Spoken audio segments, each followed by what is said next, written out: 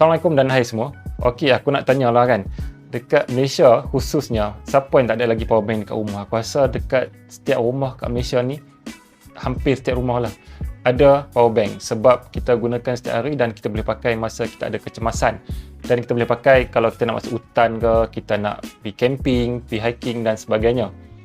Jadi aku nak kongsi dengan apa tips supaya kita dapat mengurangkan pembelian power bank dan juga dapat mengurangkan e-waste. So kalau kita beli power bank banyak, beli rosak, akan mengakibatkan lebih banyak e-waste yang ada di dunia ni.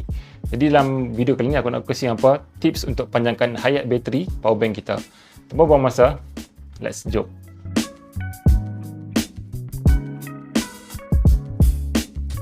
Okey, sebelum aku kongsikan tips tersebut, aku nak ajak hampa tolonglah like video ni. Tolong like banyak-banyak dan jangan lupa subscribe. Kalau hampa tengah tengok video ni tapi masih belum subscribe, hampa sikit lagi nak jadi legend.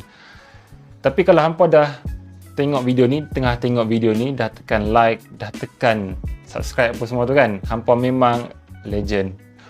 Okey, tips yang pertama adalah jangan sesekali simpan power bank kita dalam kereta kita, sebab kereta kita adalah satu tempat yang sangat baik untuk menyimpan haba. Kat Malaysia ni memang panas kan. So kalau kita simpan power bank kita dalam kereta ni tempat yang sangat panas, dia memerangkap haba, especially kalau kita parking dekat tempat yang panas lah. Ditambahkan dengan tempat yang panas, betul Malaysia cuaca panas lagi. Lepas tu kita simpan pula power bank dalam dashboard kita ke, dalam kita letak atas kita punya seat ke apa semua kan. So dia akan menyebabkan power bank tu rosak dan lebih bahaya lagi akan menyebabkan power bank tersebut meletup ataupun terbakar. Kalau dah terbakar dalam kereta kita, akan menyebabkan kereta kita meletup lah kan. Dia terbakar kita punya seat lah apa semua. So kita akan dalam keadaan bahaya lah. So power bank dengan suhu memang sangat sensitif, especially kalau suhu tersebut adalah suhu yang ekstrim. Contohnya kita letak dalam kereta kita boleh meningkat sehingga 50 darjah Celsius ke apa kan.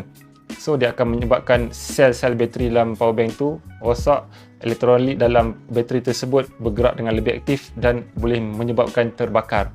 Jadi jangan sesekali simpan power bank dalam kereta kita untuk menjamin keselamatan kita dan juga keselamatan kereta kita.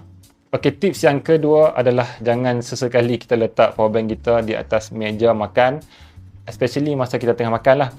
So kalau kita tengah makan ke, tengah minum ke, so katalah tiba-tiba kopi tumpah atas power bank kita, dia akan menyebabkan short circuit pada power bank kita lah, sebab air ni kita tak boleh kena dekat komponen elektronik kan.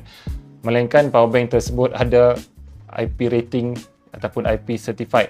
Tapi buat masa ni, aku dah Google, aku dah tengok dekat pasaran luar sana, belum ada lagi aku tengok power bank yang kalis air ni kan. Termasuklah yang dekat yang dijual dekat Malaysia ni, aku belum nampak lagi lah yang ada kalis air. So kalau hampa punya power bank tu memang tak ada kalis air kan. Jadi apa kata jangan letakkan power bank di atas meja kita.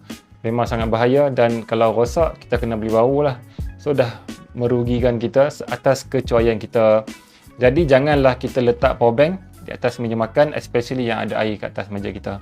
Okey, tips yang ketiga adalah benda ni memang ramai gila orang buat. Cuba hampa cek. Hampa pernah buat tak benda ni?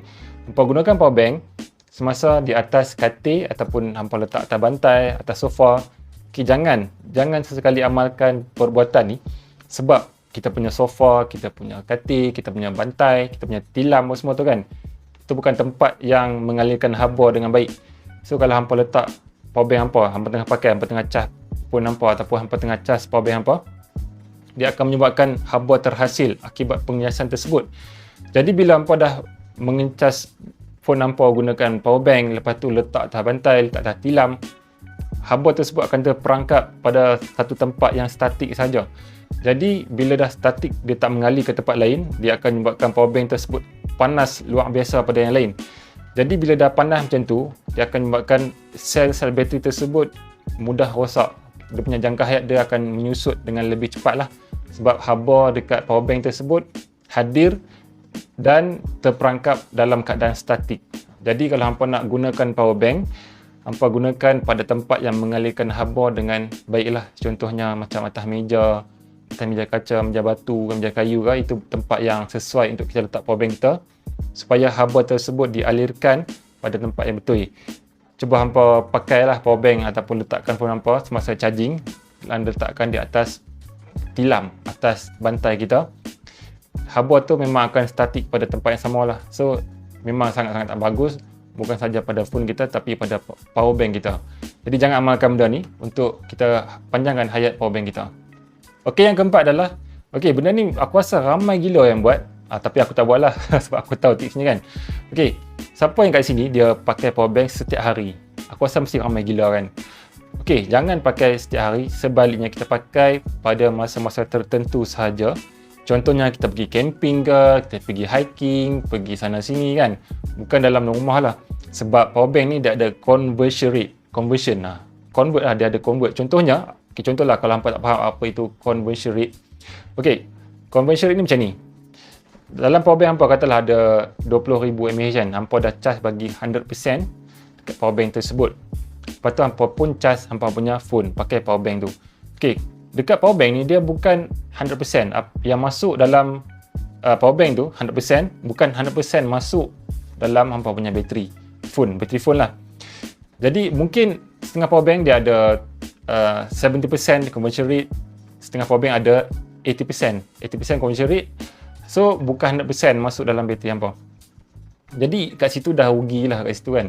Kita bayar dekat TNB, kita tak dapat 100%. Itu satu hal. Yang kedua adalah power bank ada dia punya life cycle ataupun lifespan dia. Lagi banyak kita pakai, lagi cepat dia menyusut punya jangka hayat bateri tersebut. Jadi kalau kita nak panjangkan jangka hayat, kita nak pakai sampai mungkin 3-4 tahun kan power bank tersebut kan, kita elakkan pakai power bank tu dengan kerap, dengan selalu. Kita jangan selalu pakai, kita pakai pada masa-masa kecemasan sahaja kan. So kalau hampa pakai setiap hari, mula katalah power bank tersebut ada maksimum 1000 charging cycle. So hampa pakai setiap hari sampailah 1000. So mungkin setahun 2 tahun dah rosak dah. Sepatutnya hampa boleh pakai sampai 3-4 tahun.